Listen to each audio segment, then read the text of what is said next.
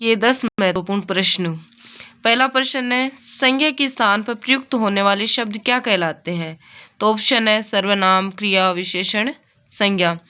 फिर दूसरा प्रश्न है, सर्वनाम के कितने भेद होते हैं? तो 1 होता है, 2 होते हैं, 6 होते हैं, 5 होते हैं। फिर तीसरा प्रश्न है, इनमें से कौन सा सर्वनाम का भेद नहीं है? तो आपको बताना है पुरुषवाचक सर्वनाम, निश्चयवाचक सर्वनाम, अनिश्चयवाचक सर्वनाम, कौन सा इसमें संज्ञावाचक सर्वनाम, कौन सा इसमें सर्वनाम का भेद नहीं है। फिर है प्रश्न 4, पुरुषवाचक सर्वनाम का भेद नहीं है, तो कौन सा इसमें पुरुषवाचक सर्वनाम का भेद नहीं है? उत्तम पुरुष, मध्यम पुरुष, अन्य पुरुष और निम्न पुरुष।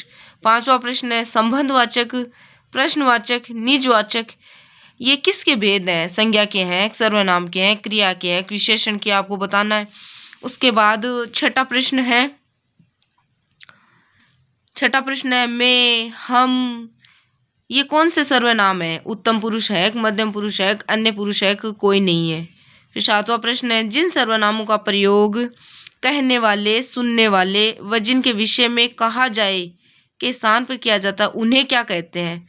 तो पुरुषवाचक सर्वनाम या निश्चयवाचक सर्वनाम कि निजवाचक सर्वनाम, संबंधवाचक सर्वनाम, इनमें से कौन सा सर्वनाम है ये? फिर है आठवां प्रश्न, इनमें से मिलान करना है कि कौन सा मिलान इसमें सही नहीं है।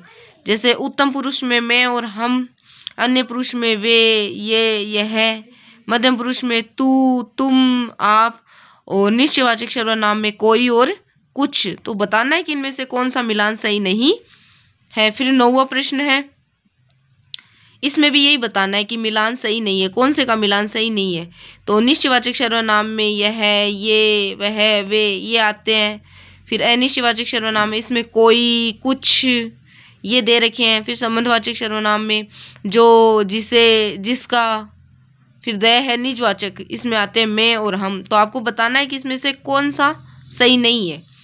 फिर 10वां प्रश्न है, क्या, किसने, कौन, ये कौन से सर्वनाम में है, मतलब कौन से सर्वनाम में आते हैं? तो ऑप्शन दे रखा है निजवाचक, निश्चयवाचक, प्रश्नवाचक, संबंधवाचक। तो आपको बताना है कि क्या, किसने, कौन, ये जो सर्वनाम है ये कौन से सर्वनाम में आते हैं? तो ऑप्शन है, आप बताना। फिर इसके बाद इनके आंसर दे रखे हैं, जैसे पहले में ए है, दूसरे का स सही है, तीसरे का द सही है, चौथे का द है, पांचवे का ब है, छठे का ए है, सातवें का ए है, आठवें का द है, 9वें का द है और 10वें का श है। आप अपना मिलान कर लेना इनसे।